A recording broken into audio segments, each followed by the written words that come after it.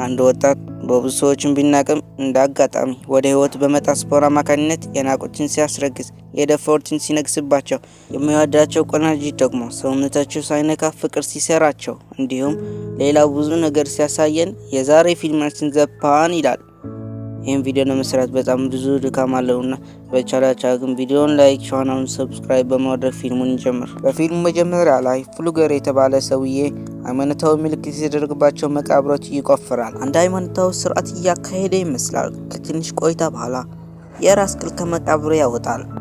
ነገር ግን አንድ ኃይል በጭስ መልክ መስሎ ወደ ኋላ ያስቀነጥረዋል። ፍሉገር ተጎድቶ እንደማቃሰት አንዳች እንደተፈጸመለት ባለ ጉዳይ ከት ብሎ ይስቃል። ትዕይንታችን ሲለወጥ ኬሊ የተባለው የ20 ዓመት ወጣት ወደ ሱፐርማርኬት ሲገባ እንመለከታለን። እዚህ ላይ የኬሊ ጓደኞች የወረቀት ማኘክ ልምድ ስለነበረው ስለሚያውቁ ለማፌዝ ብለው ትራሽካ ወይንም የቆሻሻ ማጠያ ብለው ስም አውጥተውለታል። ቷቸው ወደ ውስጥ ይመለስና ዶሚኒክ የተባለች ከልጅነቱ መፈቅራለች ከጓደኞቿ ሆና ያገኛታል።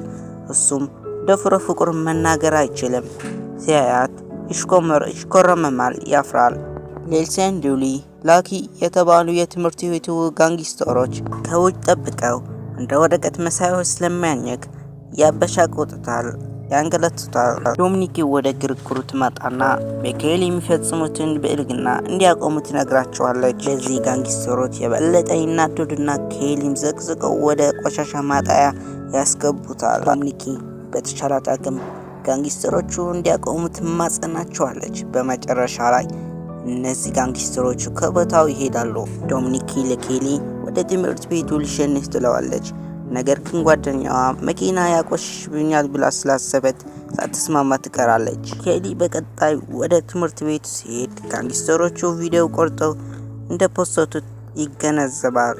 በዛ የነበሩ ተማሪዎችም ሁሉም ያበሽቁታል። ኬሊ ከትምህርት ወደ ቤቱ ሲመለስ እናቱ ከርቤ የትምህርት ሁኔታ እንዴት ነው ብላ ጠየቀችው። ኬሊ ጋንግስተሮችን ያደረጉት ደብቀው ዶሚኒክ ለመጀመሪያ ጊዜ እንዳናገረችው ለእናቱ ይነግራታል። እናቱ በዚህ በጣም ተደስታ ለምን ለ4 ቀን ወጣ አንልም ለምን አትላትም ትለዋለች። ፍራንክ የተባለ አንድ ህንዳዊ ፍሉገር ቀድሞ የቆፈረው መቃብር ቁጭ ብሎ ጸሎት እያደረገ እንዳለ እንመለከታለን። ከዛ በኋላ በመቃብር የነበረው ድብቅ ኃይል እንደተወሰደበት ደረሰ። ሬዴል ይህንን ባወቀበት ጊዜ ልቡ በጣም ተሰበረ። ኬሊ ብዙ ወረቀቶችና ፕላስቲኮች ስለበላ በጠዋቱ ታሞ ይተኛል። እናቱ ሐኪም ትጠራና ሐኪሙ ኬሊ የአመጋገብ ችግር አለበት፣ ወደ ልቦና ሕክምና ውሰጂ ብሎ ይነግራታል። ኬሊ ከዚህ በኋላ እንግዳ ነገሮችን እንደሚያደርግ ይነግራታል። ፍሉገር በዛ ቀን ወደ ከተማ ገብቶ ሰዎች መፈወስ ችሎታ እንዳለው ለሰዎች መናገር ይጀምራል። አንድ አሮጊት ሴት የገጠማችን ችግር ይፈውሳታል። በዚህ ቦታ የነበረችው ኤሊስ ችሎታው በጣም አስገርሟት ነበር። ልጇ ለመፈወስ ችሎታ እንዳለው ስላመነች ወደ ቤቷ ትጋብዘዋለች። እሱም እሺ ይላትና በርኒስ መኪናዋን ለማምጣት ስትሄድ ሬዴል ወደ ፍሉገር ቀርቦ ኃይሉ ላንተ አይገባም መልስልኝ ይለዋል። የመፈወስ ችሎታውን እንዴት እንደሚያሽለት ሀሳብ ያቀርብለታል። ይህ የሰማ ፍሉገር በዚህ ንግግር ሳቁ ይመጣና ያሸማጥጥበታል። በዚህ ተናደው ጉንጭ ላይ በኃይል ሲመታው ፍሉገር ሳይሆን ራሱን ያሳመዋል። ይህ የሆነበት ምክንያት ፍሉገር ከሞት በኋላ ያለው ህይወት ያገኛትን ሚስቱ የመጠበቅ ኃይል ስላለው እስከዚያ ድረስ ምንም አይነት ጉዳት አይደርስበትም። ከዛም ቀጥሎ ሬዴል የኃይሉን አደገኛነት አስጠንቅቆት ይሄዳል። ፍሉገር ችላ በማለት ወደ ኬሊ ቤት ያመራል። ፍሉገር ወደ በርኒስ ቤት ደርሶ ኬሊን ለማከም ይሞክራል። ነገር ግን አንድ እግላ ነገር ተሰማውና እጁን መነጨቀ። ትንሽ መድኃኒት ከወሰደ በኋላ እንደገና ወደ መጸዳጃ ቤት ሄዶ ድጋሚ መሞከሩን ቀጠለ። የሚያሳዝነው በሁለተኛው ሙከራ ላይ የኬሊን ደረት በስህተት አቃጥሎ ራሱን ተደባሎ ይሞታል። የሚገርመው ነገር ፍሉገር ሲሞት የኬሊን ጉልበት እየተሻሻለ መጣ። እናም በጣም ኃይለኛ ሰው ሆኖ ተሰማ። ፖሊሶችን ብዙም ሳይቆይ ወደ ቦታው መጥተው የፍሉገርን ሬሳ አስወገዱት። ሽማግሌ ሰው በልብ ድካም ሞቶ ብለው ኬዙን ይዘጋሉ። ኬሊ በሚያስደንቅ ሁኔታ በነፍሱ የነበሩትን አንዳንድ በሳላና በሽጋራ የተቃጠለው ደረቱን ሲፈወስ እናቱም ትመለከታለች። ኬሊ የፍሉገር መፈወስ ችሎታ እንደወሰደና እኛ እንረዳለን፣ እሱም ይረዳል። ኬሊ አንድ ቀን ብስክሌታው እያስተካከለ ሳለ ድንገት ተሳስቶ እጁን ይቆርጣል። ግን የሚያስደንቅ ነገር ግን ቁስሉ ራሱ በራሱ ይፈወሳል። ስለዚህ ነገር እናቱ ቢነግራትም እናቱ ግን በቁም ነገር አትወስደውም። ወደ ትምህርት ቤት በሚሄድበት ጊዜ ከዶሚኒክና ከሳራ ተገናኘ። ምን ያህል ቀልጣፋና ጉልበተኛ እንደሆነ ሲመለከቱ በጣም ደነገጡ። ትንሽ ከተጓዘ በኋላ የሊንሰን ጓደኛ የሆነ ሊድ ወደ ኬሊ ሄዶ ያለ ምንም ምክንያት እሱን መምታት ጀመረ። የሚገርመው ነገር ግን ሬድ ኬሊን ሲመታው መልሶ እጁን ያመዋል። ነገር ግን ኬሊ ምንም አይነት ጉዳት አልደረሰበትም። ተስፋ ሳይቆርጥ ለኬሊ በእንጨት መጥቶ ጉዳት ለማድረስ ቢሞክርም ሳሳቃ ይቀርና ራሱን መልሶ አቆሰለ። ፊቱ በብረት ተሸፍነዋል። እኔ ጉዳት ላደርስበት አልችልም፣ ሳይገድለኝ ላምልጥ ብሎ ሪድ ያመልጣል። በዛ ምሽት የሪድ አባት የኬሊ መኖሪያ ሄዶ አንኳኳ።